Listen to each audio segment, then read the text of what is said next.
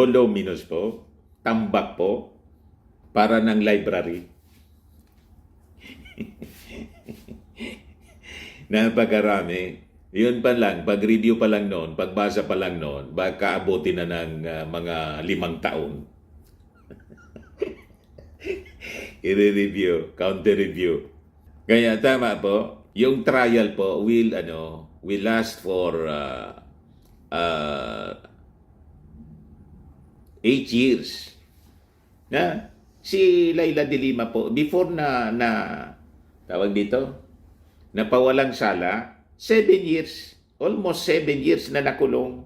Kung ano nangyari kay Laila de Lima sa ginawa ni Digong, yon ang mangyayari mismo sa kanya.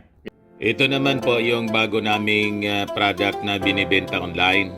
Eye Glow Serum, whitening po siya. Tingnan ninyo yung epekto sa aking anak na architect before and now. Yung mga inquiries po ninyo, dumiretso na lang kayo sa kanyang Facebook account, Riz Maravillas. Ito na mga kababayan yung mga developments tungkol sa kaso ni Digong sa The Hague, kung saan kasalukuyan siyang nakakulong. Ang sabi rito sa balita, ICC prosecutor to present witnesses, evidence, recordings versus Duterte. Yan mga kababayan, ang sabi ni ICC prosecutor Karim Khan. Kaya yung mga panawagan po dito sa ating bansa at sa ibang bansa ng mga OFWs na bring Duterte home, malabo pa mga kababayan sa sabaw ng pusit ni Sara.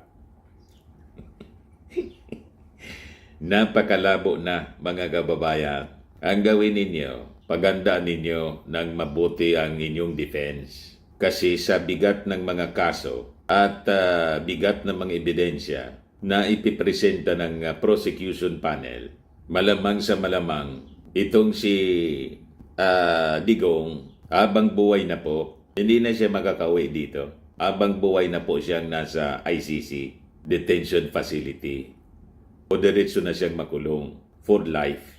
Yung pinangawakan ng defense na si Digong kinidnap, ganon din, malabo pa sa sabaw ng pusit, kasing itim ng political ads ni Amy. Yung claim na yon, binagbakan po ni Chief Presidential Legal Counsel Juan Ponce Enrile. Ayan Enrile slams claims Duterte was kidnapped.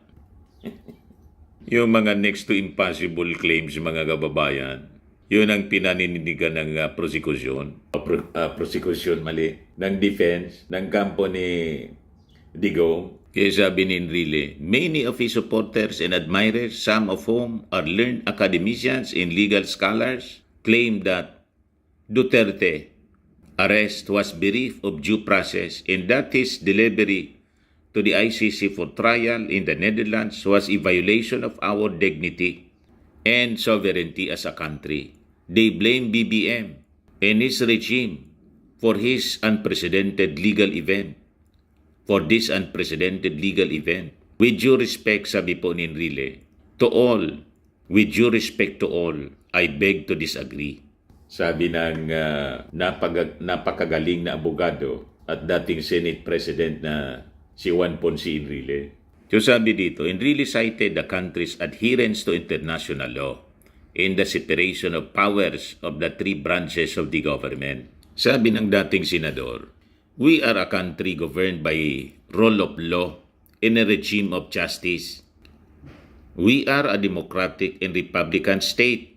Sovereignty resides in the people and all government authority emanates from them. And we adapt the generally accepted principles of international law as a part of the law of our land. We adhere to the policy of cooperation and amity with all nations. Pinangaralan po ni Johnny Ponce Enrile yung mga so-called academicians and scholars.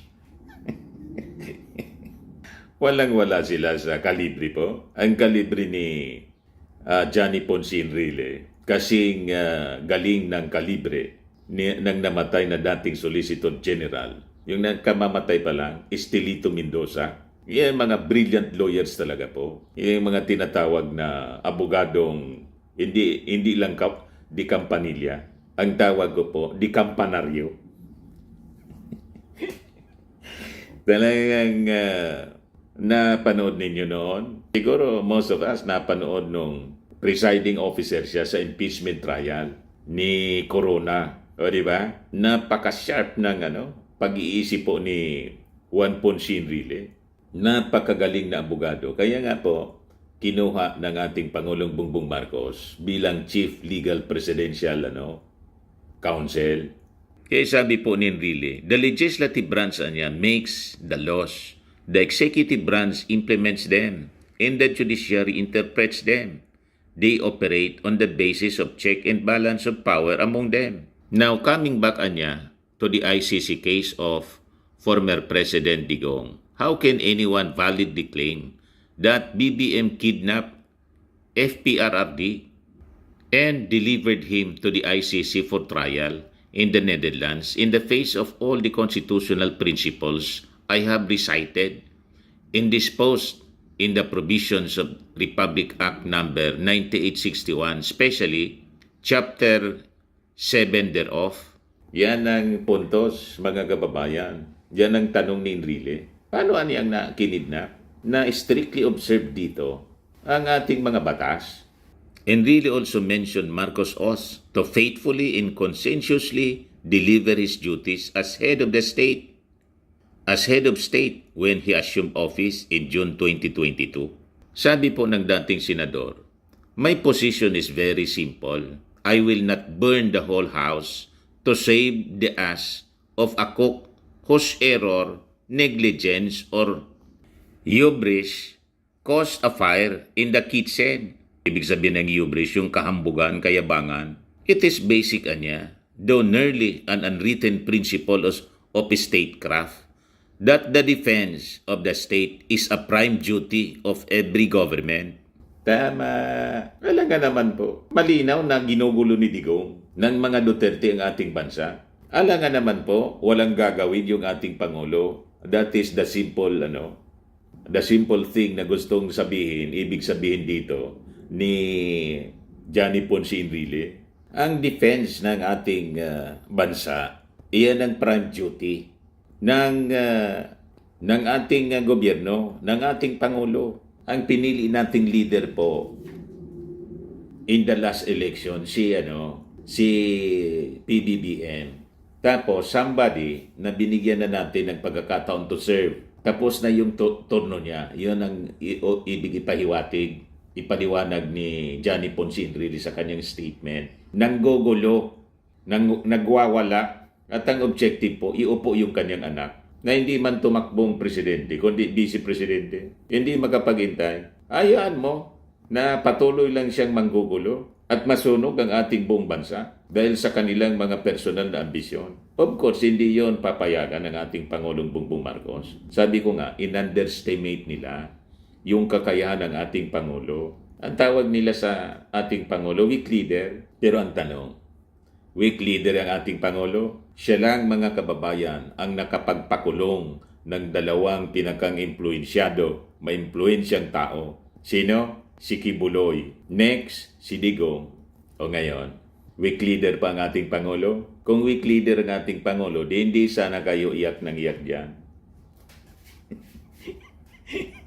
Iyakan kayo eh. Ngayon, nasa dahig na si Digong. At sabi ng prosecutor na si Karim Khan, ICC prosecutor, the prosecution in the crimes against humanity charged against former President Rodrigo Duterte will present witnesses, thousands of pages of evidence, and nearly 16 hours of recordings at the confirmation hearing of the International Criminal Court. So sabi dito sa balita ng ABS-CBN, the prosecution presently intends to call a maximum of 2 witnesses to testify viva voce at the confirmation hearing. Yan po sabi ni ICC Prosecutor Karim Khan sa pagsabing the public redacted version ng prosecution's response to to the order seeking observations on matters related to the conduct of confirmation proceedings. Ang ibig sabihin po ng viva voce, oral presentation of arguments. So sabi dito, at present, the prosecution has 129,359 items or 160,679 pages in its relativity database and further estimated 48,235 items or 100,864 pages held in another database that are currently in the process of being registered in the relativity database. Voluminous po, tambak po, para ng library. Napakarami. Yun pa lang, pag-review pa lang noon, pagbasa pa lang noon, baka abutin na ng mga 5 taon. I-review, counter-review. Kaya tama po, yung trial po will last for 8 years. Na si Laila de Lima po before na tawag dito, napawalang sala, 7 years, almost 7 years na nakulong. Kung ano nangyari kay Laila de Lima sa ginawa ni Digong, yon ang mangyayari mangyayari mismo sa kanya. Kita mo? Talagang kinarma po. Kinarma ng todo si Digong. Self-inflicted po ang nangyari. Binaon niya yung kanyang sarili dahil sa kanyang sariling mga gawa. Ganon din po si Sara. Ganon din ang ginagawa pati ni Amy Marcos. Binabaon nila yung kanilang sarili sa trouble. So, after 8 years, doon lang mga kababayan magre-render ng judgment ang ICC kung siya po guilty or not guilty, acquittal or conviction. Nakita niyo sa tindi ng napakakapal na mga documents. 100,000 pages. You see? Sabi dito sa balita, Khan said the prosecution is still determining the overall quantity of written and non-written documentary evidence that it intends to rely upon at the confirmation hearing. At a minimum anya, this will include the majority of the evidence cited in its application under Article 58 for a warrant of arrest against Rodrigo Roa Duterte, which comprises 421 pieces or 8,565 pages of written evidence, 9 photographs, and 30 or 15 hours and 55 minutes of audio-visual files. The prosecution also expects to rely upon further documentary evidence identified in its review of the collection and collected during its ongoing investigation, sabi po ni Khan. Itong audio recordings po na 15 hours, kasama dito yung mga pagmumura ni Digong, yung mga recorded na order niya na kill, pati yung kay Bato de la Rosa. Kasi yung mga utos na yon, ang chief implementer po si Bato de la Rosa. At sangkot din dito si Bongo. Kaya halimbawa si Bato de la Rosa at si Bongo manalo, malamang hindi din sila makauupo sa Senado. Halimbawa, may mga ulat na nga po na lumalabas, baka after Holy Week, isunod na po na ibiyahe si Bato. I-deliver ni General Torre. You see? So sabi dito, the prosecution has identified approximately 160 further items, mga additional pa to, including 15 audiovisual files with a duration of 5 hours, 40 minutes, and 12 seconds.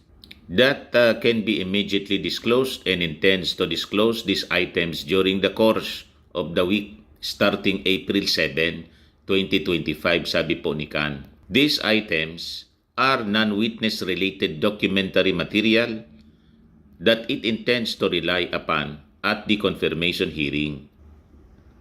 These items will require limited standard reductions. Kaya sabi po ng mga legal experts, malabo niya itong kahilingan ng kampo ni Digong na pagbigyan ang interim release. Yung mga ebidensya napakalalakas, napakaseryoso. At yung pinakamalakas niya na ebidensya galing mismo sa bibig ni Digong, siya mismo inamin na niya. Lalo doon sa mga ang tawag dito, investigasyon ng Quadcom. Ay, hindi lang yung investigasyon ng Quadcom. Mismo, recorded po ng government television, RTVM, PTV4, mga pribadong news organization. Lahat po recorded yung mga pag-utos na kill ni Digong. Ang nagkalat po sa YouTube. You see? Official declaration po, mga official pronouncements. Kaya sabi ng mga legal experts, yung ebidensyang pinakamalakas niya, lumabas mismo sa bibig ni Digong. Pinahamak ni Digong yung kanyang sarili. Ganon din ang ginagawa ng kanyang anak. Pinapahamak niya yung kanyang sarili. Nawa na rin si Amy Marcos. Pinapahamak din ni Amy Marcos yung sarili niya sa pamamagitan po ng pagpalabas ng political ads na maitim. Maitim na political ads na sabi ni Chis Escudero, huwag magpadala sa mga propeta ng kadiliman. Hindi yan galing sa akin Kay Chis Escudero po, propeta, mga propeta ng kadiliman. Tama pa?